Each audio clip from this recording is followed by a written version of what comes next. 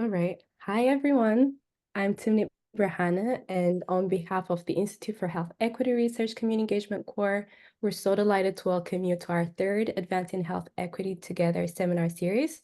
This series is really an opportunity to learn more about community engagement practices, and whether you're a seasoned researcher or just embarking on your community engagement journey, this is really the place where you can learn from others about their practices and strategies in community engaged research and really consider how you might be able to implement those strategies into your own research. Um, Today's focus will be on the ethical considerations for community engaged research. This remains an area of great debate and conversation, obviously, and we're so happy to delve deeper into that today. We'll start with an amazing presentation, followed by an opportunity for discussion in breakout rooms. We have two great co-moderators today. We'll be joined by Crispin Goitia, who's the Engagement Program Manager for the Institute for Health Equity Research and the PI for the Insight Data Network with over 20 years of experience in engagement. We also have Devin Madden, who splits her time between the Office of Gender Equity in Science and Medicine and the Institute for Health Equity Research here at Mount Sinai, and is currently pursuing their PhD in Education and Leadership. And without further ado, I'll pass it on to Crispin and Devin. Thank you so much, Timnit. Thank you. We'll go to the next slide. Okay, so before we dive into today's conversation about ethical considerations in community engaged research, we wanted to just say a little bit about why we're having this talk today, specifically about ethical community engaged research.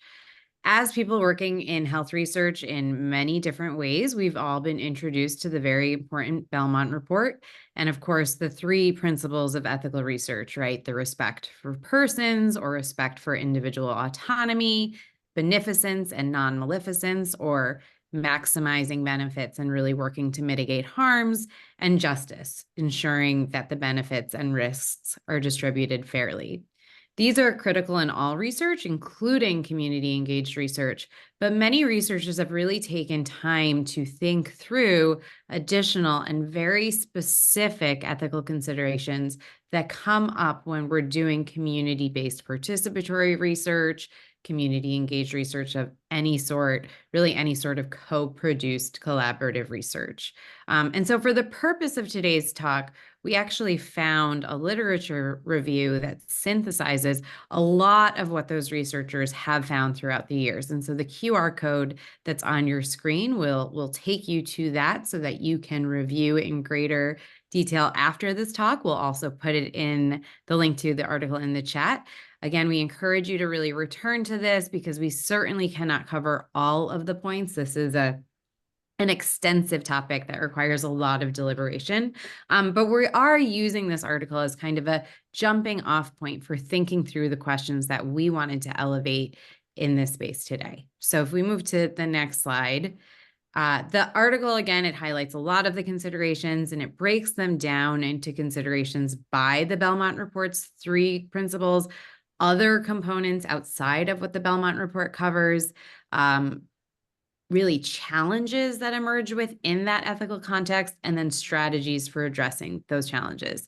So on this slide, you'll see just a few of the common concerns that get listed, but today we're really lucky to have Dr. Carol Horowitz with us to get a little bit more in the weeds about what this looks like and how this actually comes up in practice as we're doing the work. So she's joining us here for an informal interview that Crispin and I will be co-moderating to draw on her expertise in this realm, which you'll see is quite extensive. If we move on to the next slide, this is just a glimpse at some of the many articles that Dr. Horowitz has published on her work and work with others in this topic. And a lot of this was being written well before people were even thinking about community engaged research.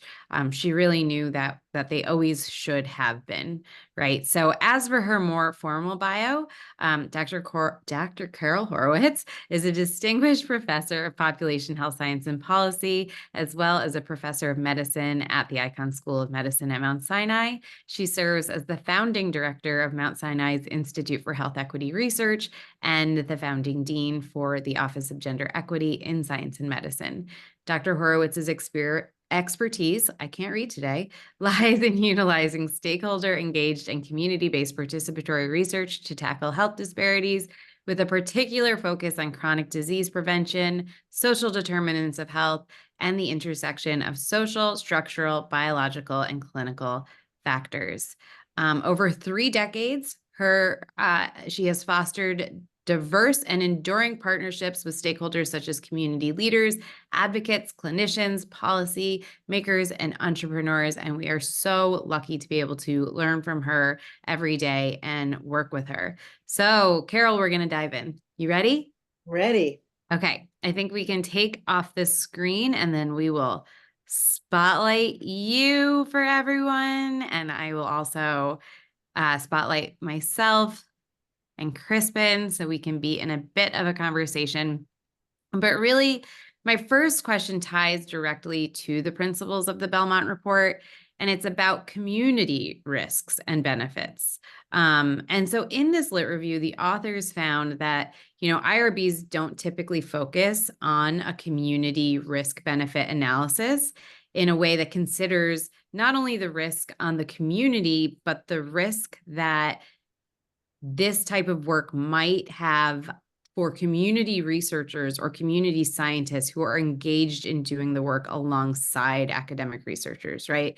So some authors discuss that community members may be harmed by the process of even just being engaged in the research process, including by research findings, perhaps because they internalize negative results about their community, or they have concerns about how the results will be used, or concerns about even the process that they're engaged with. So how do we as researchers more holistically consider and anticipate the burdens that community researchers might face, and how do we mitigate them? So it's a real honor to be here. It's a real honor to be with all of you, among colleagues and people who I've learned with and worked with, who have taught me a lot of what we're going to be talking about today. And it's wonderful that we have a combination of community experts and academic experts sharing time together today. As I was thinking about this, I remember that up until a few years ago, and this is not a thing specific to Mount Sinai, but I think this is a thing specific to research. I think in some cases, IRBs would look carefully at whether we were killing too many mice in studies, but I'm not sure they looked as carefully at could our studies impact communities in a negative way. And that's a really sobering thing to think about. And I think for years, the idea that we were kind of doing research on people, not with people. So we would be very narrowly focused on patients or participants in the studies. And I think we got kind of good at a lot of work related to that. Are we giving people consent? Are we trying to give them the best possible experience in the study? Though, are we careful for risks? Do we know if to stop a study if it's hurting people? But we very rarely shifted our lens back and said, but what about the community people are from? We didn't try to build community. For example, think about it. The NIH never really required us, or other funders never required us to return results of what we learned from research to the community.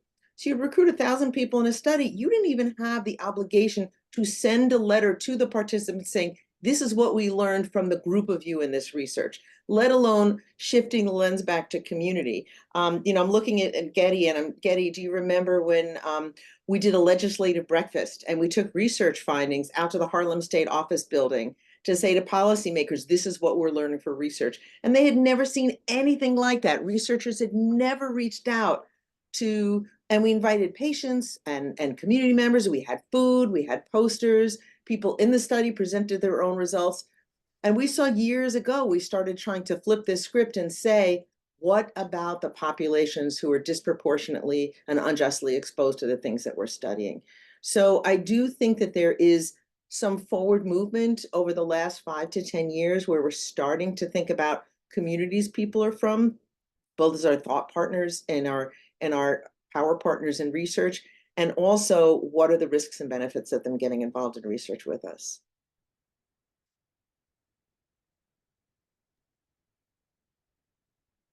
Crispin, I think you're up. No, I know. I was just waiting to just make sure. Thank you, Carol, for sharing that. And so thinking about in this same review, there were quite varied ideas of what constitutes ethical community engaged research. Some people say that CBPR is only ethical when the research question comes from the community. Others emphasize that there must be a community capacity building piece component for it to truly be ethical.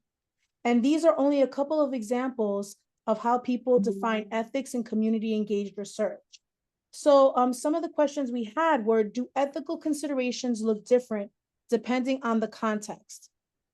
For example, what your study is, who the stakeholders are, what community you're trying to understand. So I'm going to take us down memory lane. I think that's a good question. Your first part of your question was, where does the original idea need to come from? And some people would say if the community does not generate an idea, then we should not be pursuing that idea and you can consider it community engaged. But going down memory lane and looking at my window, where I'm looking at my neighbors in our neighbors in East Harlem, when we first decided we wanted to look at diabetes, because we were looking at data about how scary diabetes was and how much, we were seeing, like differences, huge disparities in prevalence of diabetes, death from diabetes, amputation rates from diabetes, comparing East Harlem and the Upper East Side, which are just not separated by a wall, it's just north and south of 96th Street. We were seeing such huge disparities. We went out to the community and said, should we do something about diabetes? And originally people in the community said, well, that's not really on my radar. That wasn't one of our priorities. So we had two choices at that point. We could say, well, didn't come from you, so forget about diabetes. We could say, let's wait another 5 or 10 years and see if it comes up on people's agendas. Or we could sit down with people in communities and saying, is this something we should talk about more? Should it be something that we think about together? And in looking back, I do think that we did a lot of good work together. And ultimately over time, while the original focus on diabetes came from academics like me, over time, community people were the ones who selected, we want to do peer education. We want to focus on the food environment. We want to do, things about availability of foods. So I'm not, and there are people who disagree. And please, if you disagree, raise your hand, put something in the chat. We can we can start this discussion whenever our moderators want to. I think that we can negotiate what we're going to focus on. We shouldn't ram anything down anybody's throat, but I think this should be negotiated. So that's the first thing. You had another question, Crispin, in there? Yes, thinking about like what it looked like depending on the context and the community that you're trying to understand and who the stakeholders are. And also, what are some of the non-negotiables across those areas? We've had some I'm going to give you an example of a very tough negotiation. And I think the reason the negotiation was tough was my fault. And I think over time we learn, and I'm hoping through this kind of group that this fantastic team has put together, we can form a learning community, and we should be really open about our mistakes. So I'll give you an example of a mistake that I made. We were doing research on heart failure. And we were doing research because we had people from certain communities, people from certain racial and ethnic groups, and people who had low income and less good insurance were being hospitalized and dying more from heart failure. So we were trying to do things to stop hospitalization and rehospitalization from heart failure. When I went out to the community, I was really open. And the first thing community said is, we want to prevent heart failure. I screwed up. The reason I screwed up is because I had funding and I had interest and I could get resources to focus on preventing hospitalizations and deaths from heart failure. but I didn't have a way to fund work and do work on preventing heart failure. So I then had to go back and say, well, how about this? And I realized that I was wrong with community. One of the things that is non-negotiable is our own honesty and our own transparency.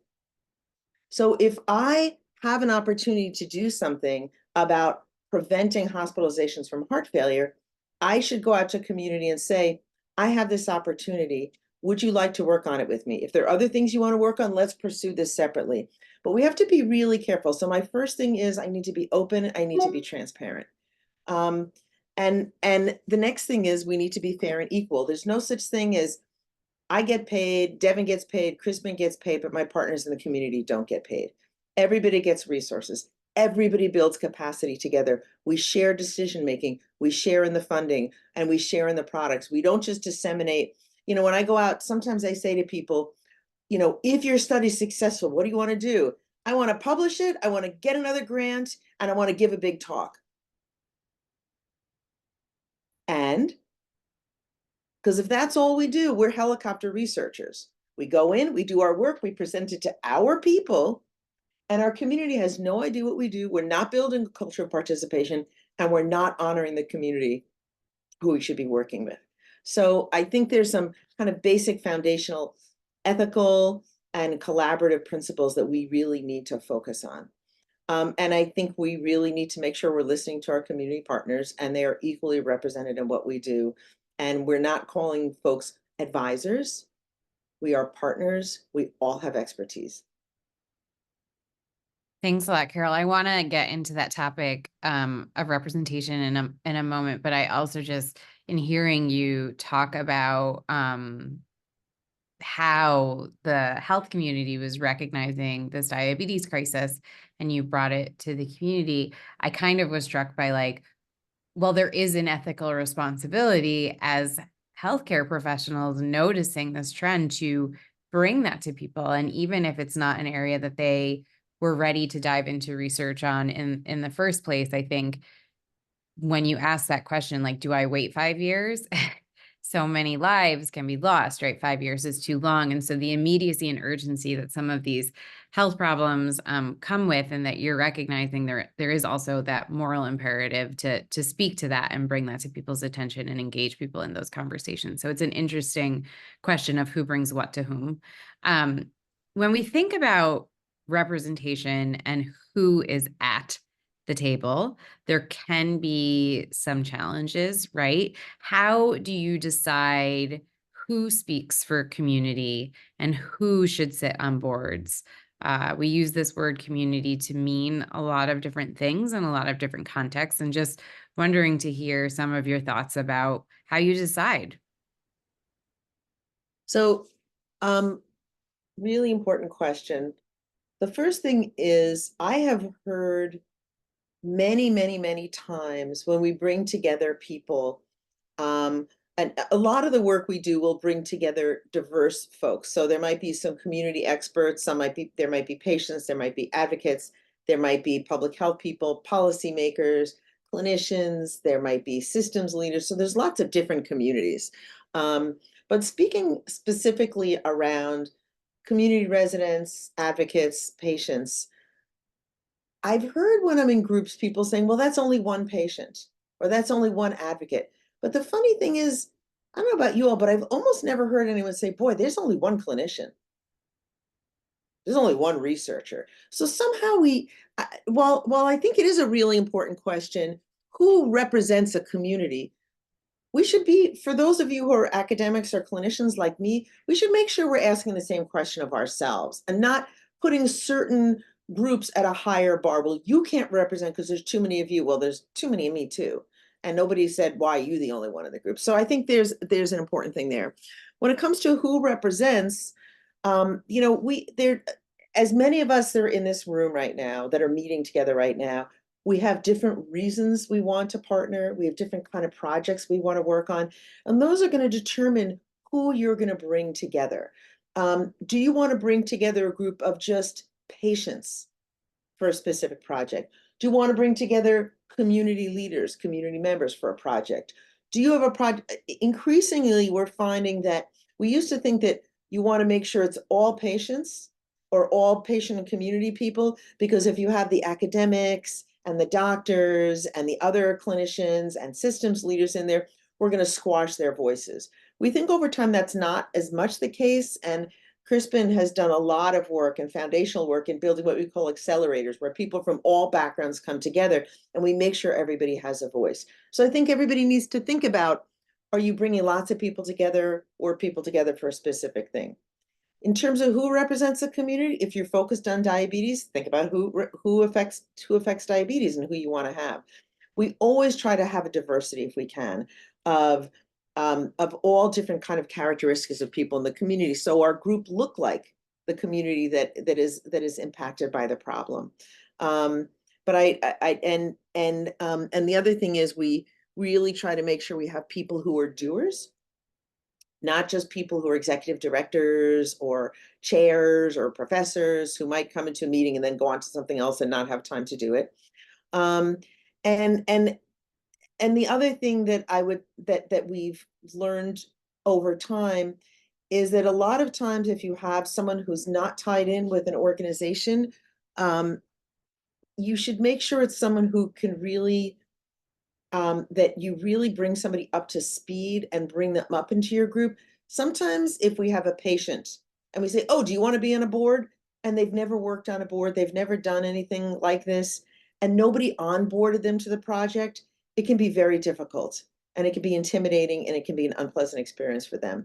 So if you are going to go out and find people who haven't done this kind of work before, who haven't been in group meetings before, haven't been in that kind of professional capacity, I think you really need to make sure you're onboarding them to understand what's going to be expected and making sure you're checking in with them to make sure everything's okay. Yeah, and I think a lot of that also comes back to that point of transparency and being clear about like what the board is even being brought together to do. I've seen that a lot of times where people are like, well, I don't even understand why I was invited to this and what people want me to do, or how I am expected to bring my talents and expertise to this table. So on those lines, once the table is set, we also see that sometimes competing priorities emerge.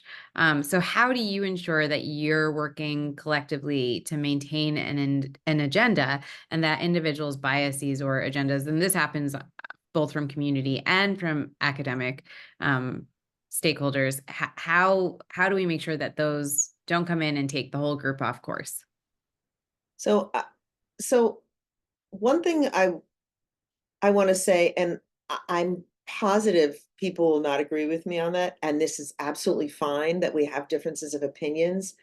I have found that when we bring together diverse stakeholders on a certain topic, if there's no agenda, if it's totally free form, it can be frustrating for people. So diabetes, what do you want to do?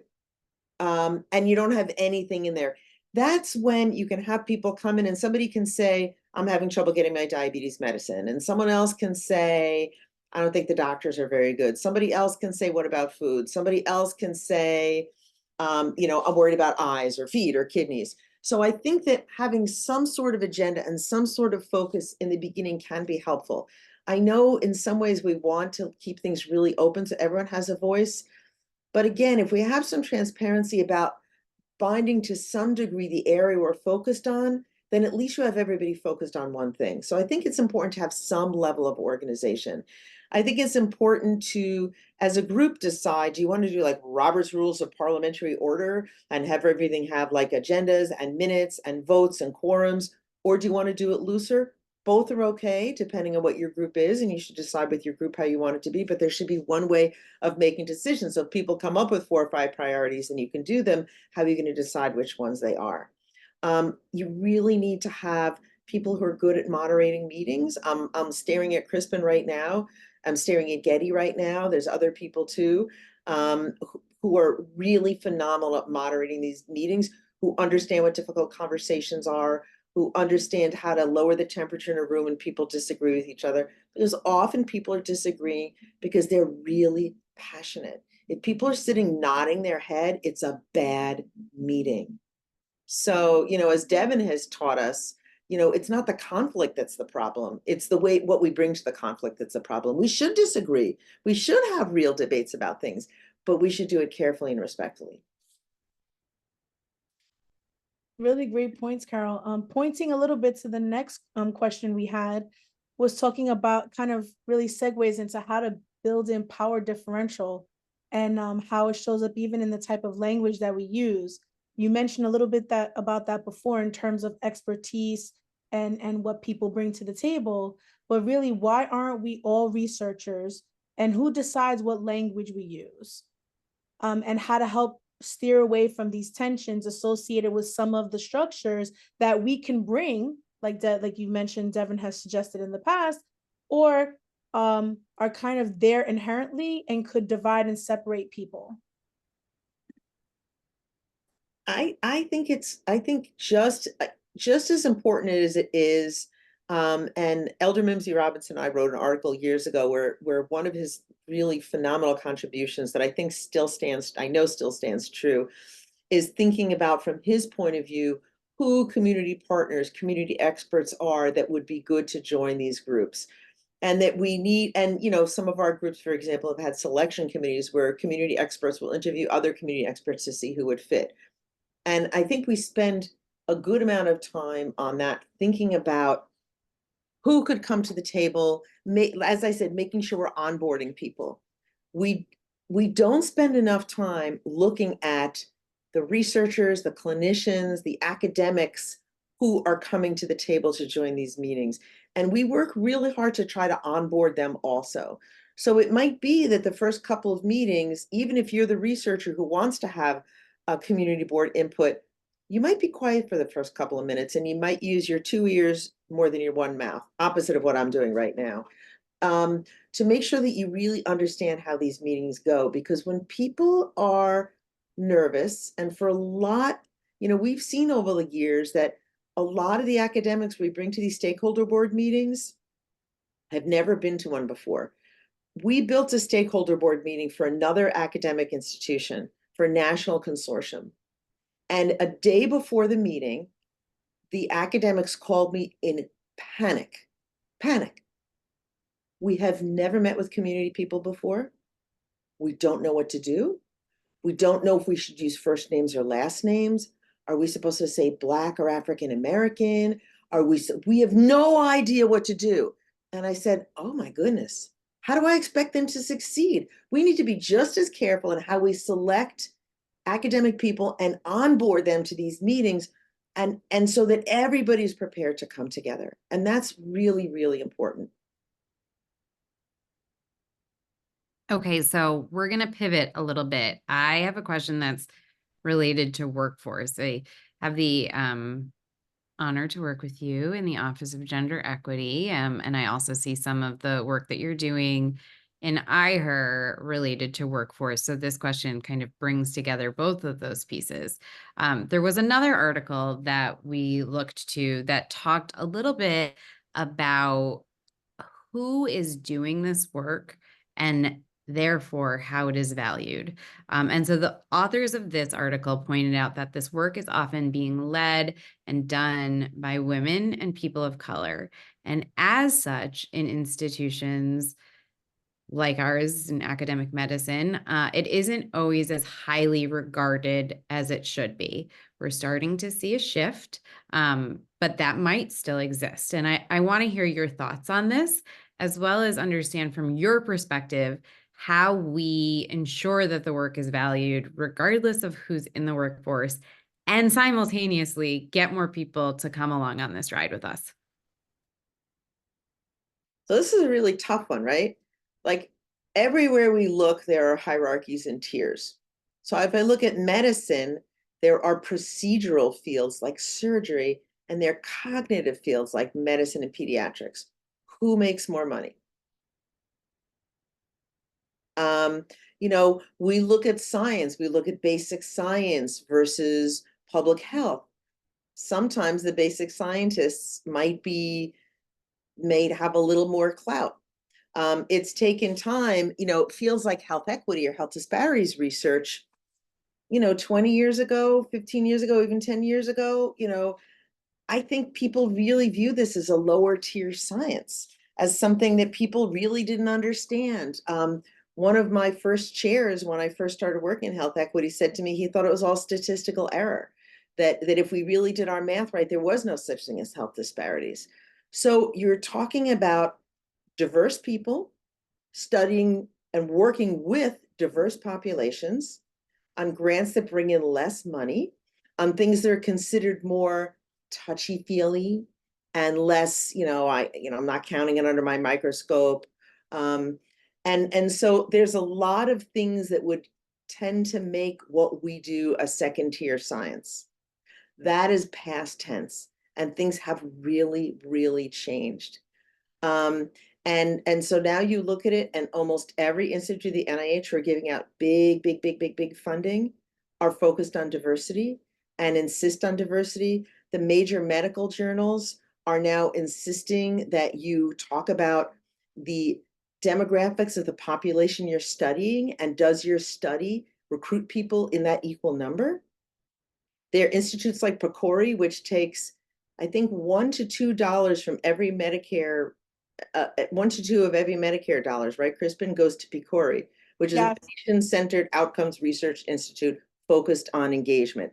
So slowly over time, there's more funding, there's more clout. Those of you doing equity and those of you doing engagement, especially now we're talking about engagement, people doing engagement know, how often are you all now contacted? It used to be that nobody noticed us. Now, every week, every 2 weeks, someone calls and said, can you help me do engagement? So there's money, there's publications, there's all this. And also it's becoming more diverse in terms of that there's more men coming into the field. So I can't say which came first, the clout and the money or the diversity of who's pursuing it, but there you have it.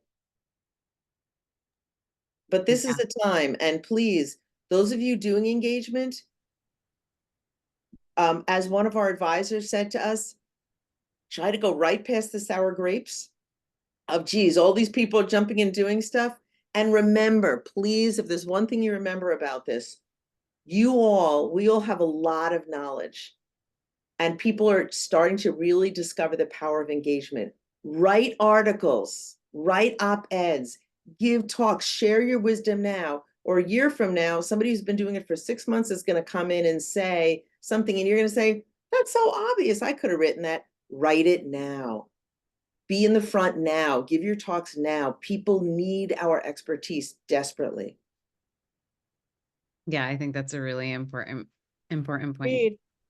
Thank you so much. Okay, this has been wonderful. I know that you all probably have lots of questions that you want to enter into the space, but before we do that, we actually wanted to get folks into small rooms to reflect on this a little bit more and kind of chew on some of the topics that have been brought up and think about topics that you'd like to dig deeper into. So I'm going to put the questions that we invite you to grapple with in the chat, and Timnit will share them on the screen, but really what resonates with you in regards to the work that you're doing. What are you hoping to dig deeper into? How can you apply what you learned today to your work moving forward? Or how does it already intersect with the work you're doing? And then finally, because we will have time when we get back from our groups, what questions is this bringing up for you that you want to bring back to both Carol and to the larger group?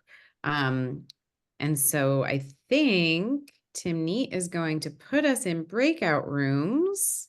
I think everyone is back. Thank you for spending a little bit of time in reflection with one another about these topics. I think this work can't be done alone. It is about collaboration inherently and at its core. And so grappling with some of these tougher topics in community, I think, is really important. And I noticed a lot of important themes coming up in ours that we'll bring into this space. And I hope you all will bring your thoughts into this space. So we do have a little bit of time to do that. I'd love to open the floor to reflections about what your group spoke to or questions that came up for you that Carol can help weigh in on, and others as well.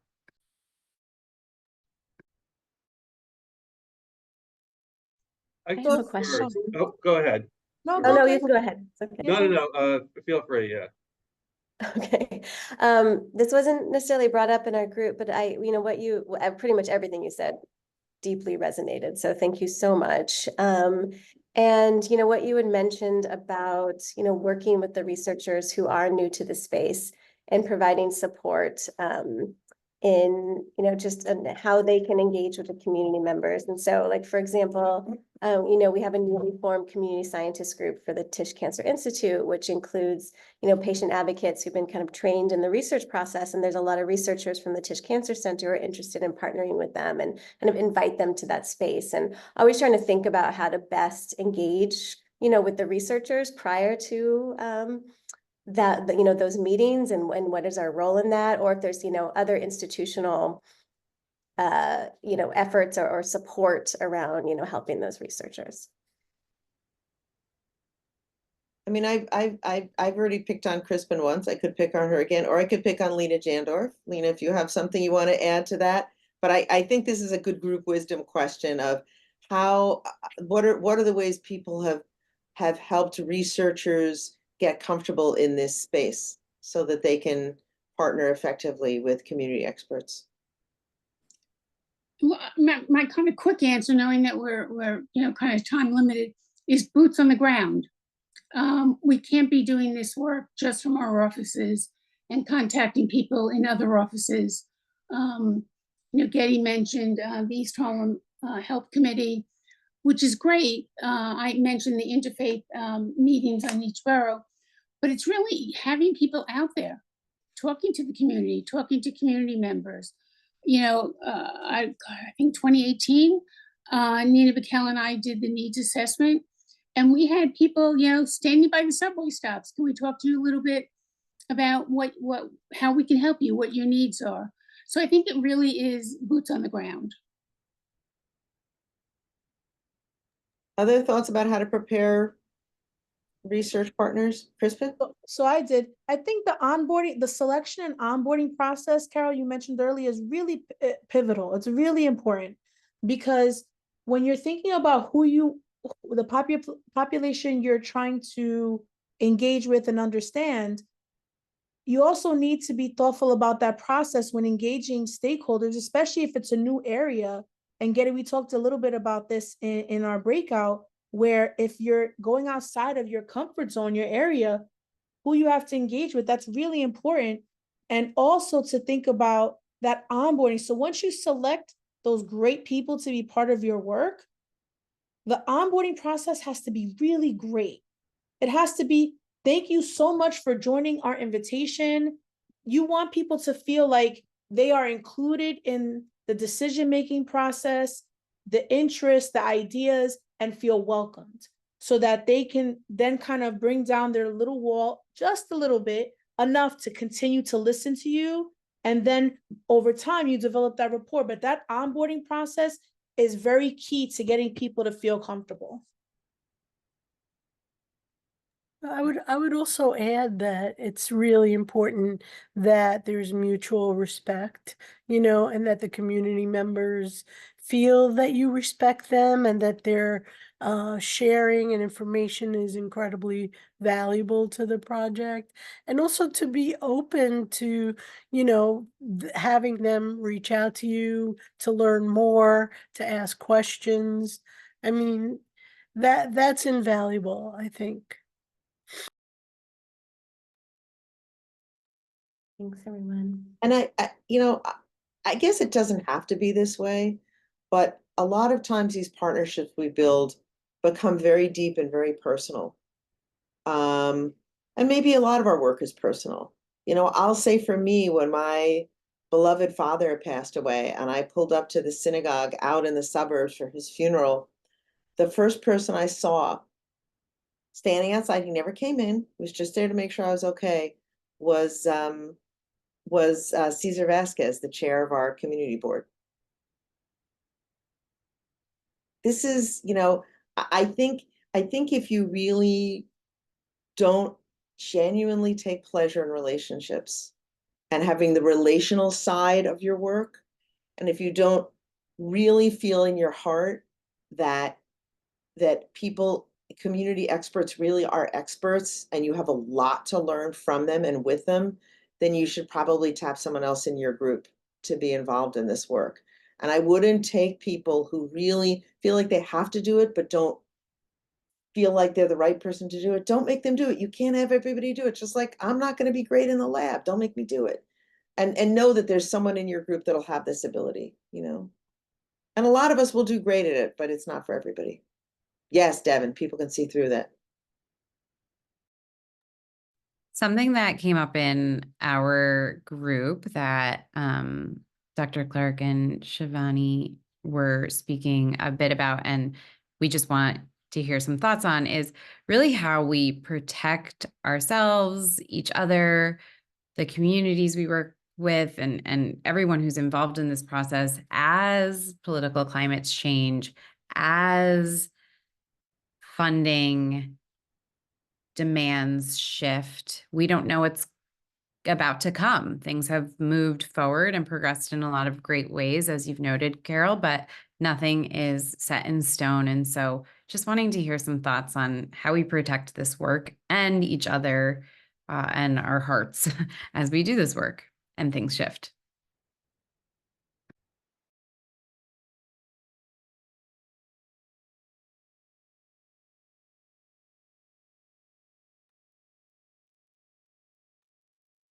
I'll Devin, speak, you wanna answer I'll your own- speak up a little bit about this because I'm part of the Office for Diversity and Inclusion. And I think that we should be grateful and honored that we work for an institution that still believes in DEI, and it's not a bad word here. And we should continue to move forth in doing what we do. We might need to temper some of the language, the tone, the way we go about doing things, but we absolutely have to continue to move forward in what we do and then not shy away from it because it's very important. We all know that there are so many benefits to embracing diversity and getting different perspectives and making people feel like they belong. And we should absolutely keep marching forward. So if anybody feels any kind of hesitation and they don't know how to say things or they need some talking points, what have you, feel free to reach out to us. Our email is diversity@mountsinai.org, and somebody will get in contact with you and help you. One thing I wanted to add from our group is that we're interested in health equity as an institution as we prepare for certification with the Joint Commission. So measures and outcomes and documenting it and following through with knowing what's going on, that's important. And I think that the community also would be interested in that. As we approach them, they would like to know, well, why are you doing this? And what have you discovered? And why is it beneficial to me? So I will definitely be in touch with you, Devin, to find out all the wonderful things that you're doing so that we can document it and follow up with you. This has been a great session. Thank you. Thank you all for being in this space with us, contributing your thoughts. Thank you, Carol, for your wisdom, and to everyone for continuing to do this work. Our next session is on tools for supporting community empowerment. It's May 29th, same time. Please register. Yeah, and then there is also a link to the feedback form that Timnit put in to the chat. But we are here to continue this conversation with whomever wants, whenever you want. So please stay in touch. Thank you, everyone. As we get off, can we just put the link for the survey in an email? We can certainly email it. Yes. Thank you, Devin. You're welcome. Thank you, everyone.